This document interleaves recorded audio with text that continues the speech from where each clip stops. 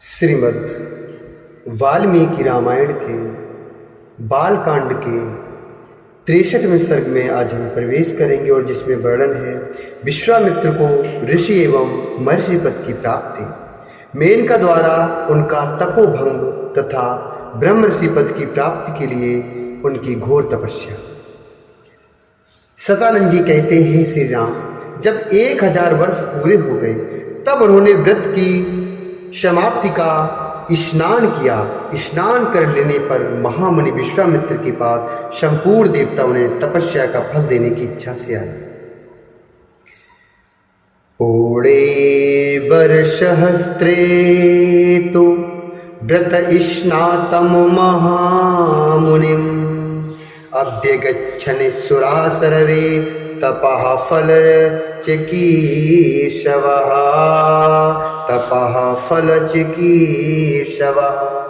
अब्रवीत सुमाह तेजा ब्रह्मासुरचरं वचः ऋषिस्तमसि भद्रं ते स्वार्जितः कर्मभिः शुभैः।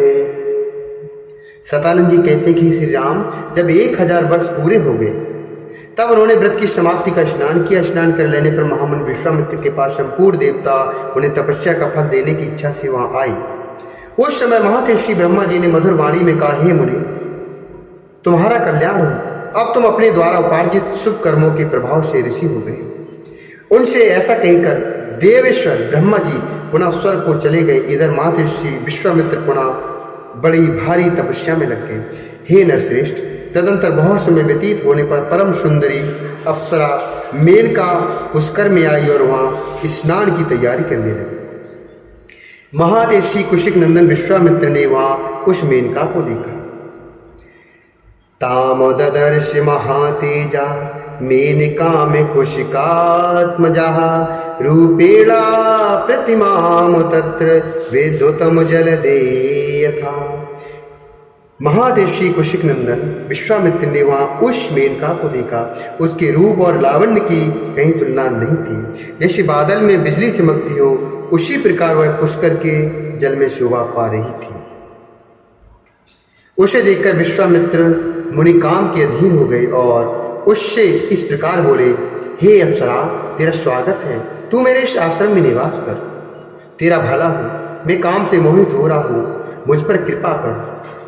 अनुगृहीणस्व भद्रं ते मदनेन विमोहितम् अनुगृहीणेष्व भद्रं ते मदनेन विमोहितम् इति युक्ता शावरारोहा तत्र वासुमथा करोतु।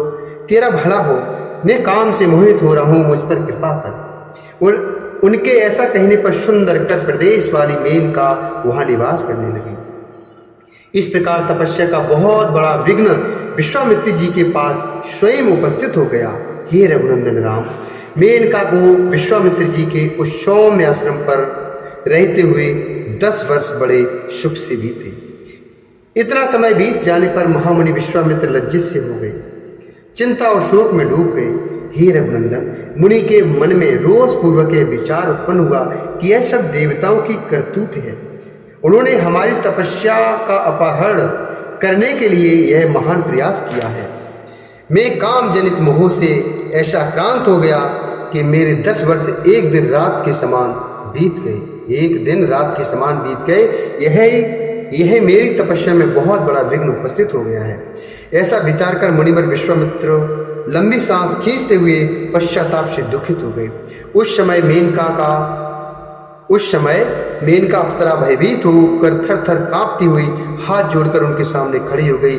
उसकी ओर देखकर कुशिक नंदन विश्वामित्र ने मधुर वचनों द्वारा उसे विदा कर दिया और स्वयं वे उत्तर पर्वत हिमवान पर चले गए। वहाँ उन महायशस्वी मुनि ने निश्चयात्मक बुद्धि का आश्रय लेकर कामदेव को जीतने के लिए कौशिकी तट पर जाकर दुर्जय तपस्या आरंभ की। हे श्री राम, वहाँ उत्तर पर्वत पर 1000 वर्षों तक घोर तपस्या में लगे हुए विश्वामित्र से देवताओं को बड़ा भय हुआ।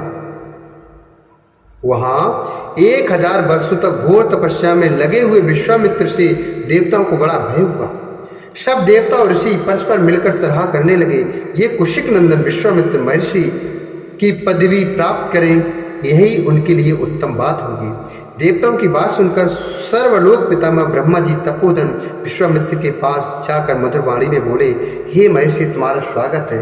हे वत्स कौशिक, मैं तुम्हारी उग्र तपस्या से बहुत संतुष्ट हूँ और तुम्हें महत्ता एवं ऋषियों में श्रेष्ठता प्रदान करता हूँ। ब्रह्मा जी का यह वचन सुनकर तपोधन विश्वामित्र हाथ जोड़कर प्रणाम करके उनसे बोले, हे भगवान, यदि अपने द्वारा उपार्जित शुभ कर्मों के फल से मुझे आप ब्रह्म ऋषि का अनुपम पद प्रदान कर सकें तो मैं अपने को जितेंद्रिय समझूंगा। तब ब्रह्मा जी ने उनसे कहा, हे मुनिश्रेष्ठ, अभी तुम जितेंद्रिय नहीं हुए हो, इसके लिए प्रयत्न करो। ऐसा कहकर वे स्वर्गलोक को चले गए। देवताओं के चले जाने पर महामुनि विश्वामित्र ने पुनः घोर तपस्या आरंभ की। वे दोनों भुजाएं ऊपर उठाए बिना किसी आधार के खड़े होकर केवल वायु पीकर रहते हुए तप में संलग्न हो गए।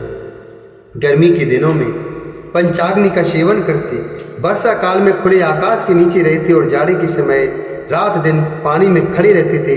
इस प्रकार उन तपोधन ने 1000 वर्षों का घोर तपस्या अर्थात घोर तप किया। महामुनि विश्वामित्र के इस प्रकार तपस्या करते समस्त देवताओं और इंद्र के मन में बड़ा भारी संताप हुआ। समस्त मर्दगणों सहित इंद्र ने उस समय रंभा अप्सरा से ऐसी बात कही जो अपने लिए हितकर और विश्वामित्र के लिए अहितकर थी। रंभामप्सरसं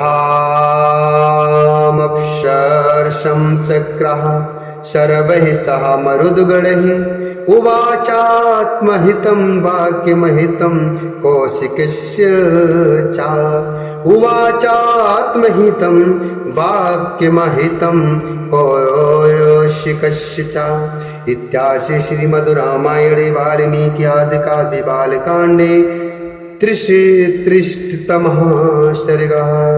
इस प्रकार श्री वाल्मीकि निर्मित 8 रामायण के बालकांड में 63वां सर्ग पूरा हुआ। बोल श्यावर रामचंद्र भगवान की जय, महर्षि वाल्मीकि भगवान की जय।